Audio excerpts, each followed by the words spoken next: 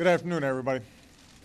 Congress has now approved a compromise to reduce the deficit and avert a default that would have devastated our economy. It was a long and contentious debate, and I want to thank the American people for keeping up the pressure on their elected officials to put politics aside and work together for the good of the country.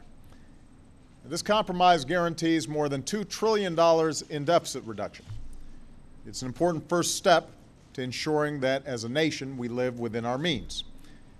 Yet it also allows us to keep making key investments in things like education and research that lead to new jobs, and assures that we're not cutting too abruptly while the economy is still fragile. This is, however, just the first step.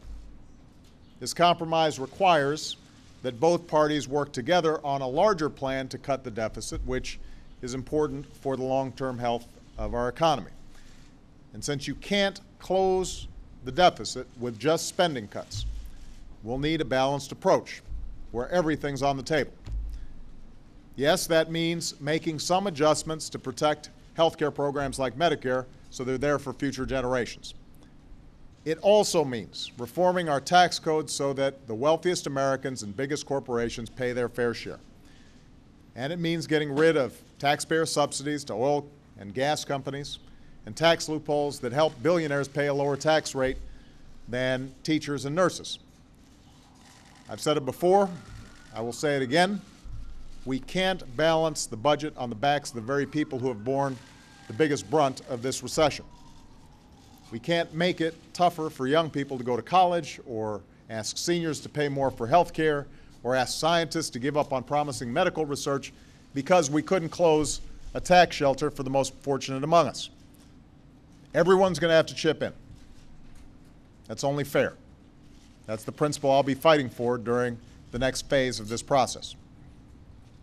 And in the coming months, I'll continue also to fight for what the American people care most about: new jobs, higher wages, and faster economic growth. While Washington has been absorbed in this debate about deficits, people across the country are asking, what can we do to help the father looking for work? What are we going to do for the single mom who's seen her hours cut back at the hospital? What are we going to do to make it easier for businesses to put up that now hiring sign? That's part of the reason that people are so frustrated with what's been going on in this town. In the last few months, the economy's already had to absorb an earthquake in Japan, the economic headwinds coming from Europe, the Arab Spring and the rise in oil prices, all of which have been very challenging for the recovery. But these are things we couldn't control. Our economy didn't need Washington to come along with a manufactured crisis to make things worse. That was in our hands. It's pretty likely that the uncertainty surrounding the raising of the debt ceiling for both businesses and consumers has been unsettling, and just one more impediment to the full recovery that we need. And it was something that we could have avoided entirely. So, voters may have chosen divided government, but they sure didn't vote for dysfunctional government. They want us to solve problems. They want us to get this economy growing and adding jobs. And while deficit reduction is part of that agenda, it is not the whole agenda. Growing the economy isn't just about cutting spending. It's not about rolling back regulations that protect our air and our water and keep our people safe. That's not how we're going to get past this recession. We're going to have to do more than that.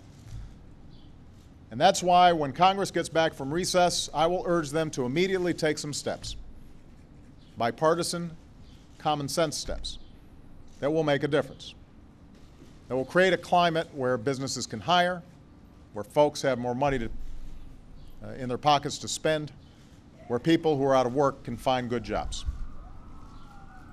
We need to begin by extending tax cuts for middle-class families so that you have more money in your paychecks next year. If you've got more money in your paycheck, you're more likely to spend it, and that means small businesses and medium-sized businesses and large businesses will all have more customers. That means they'll be in a better position to hire. And while we're at it, We need to make sure that millions of workers who are still pounding the pavement looking for jobs to support their families are not denied needed unemployment benefits. Through patent reform, we can cut the red tape that stops too many inventors and entrepreneurs from quickly turning new ideas into thriving businesses, which holds our whole economy back. And I want Congress to pass a set of trade deals, deals we've already negotiated, that would help displaced workers looking for new jobs and would allow our businesses to sell more products in countries in Asia and South America, products that are stamped with the words "Made in America." We also need to give more opportunities to all those construction workers out there who lost their jobs when the housing boom went bust. We could put them to work right now by giving loans to private companies that want to repair our roads and our bridges and our airports, rebuilding our infrastructure.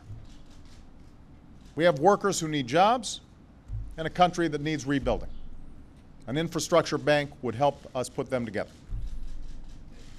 And while we're on the topic of infrastructure, there's another stalemate in Congress right now involving our aviation industry, which has stalled airport construction projects all around the country and put the jobs of tens of thousands of construction workers and others at risk because of politics. It's another Washington-inflicted wound on America, and Congress needs to break that impasse now, hopefully before the Senate adjourns, so these folks can get back to work. So these are some of the things that we could be doing right now. There's no reason for Congress not to send me those bills so I can sign them into law right away as soon as they get back from recess. Both parties share power in Washington, and both parties need to take responsibility for improving this economy. It's not a Democratic responsibility or a Republican responsibility. It is our collective responsibility as Americans. And I'll be discussing additional ideas in the weeks ahead to help companies hire, invest, and expand. So, we've seen in the past few days that Washington has the ability to focus when there's a timer ticking down and when there's a looming disaster. It shouldn't take the risk of default, the risk of economic catastrophe, to get folks in this town to work together and do their jobs. Because there's already a quiet crisis going on in the lives of a lot of families in a lot of communities all across the country. They're looking for work, and they have been for a while.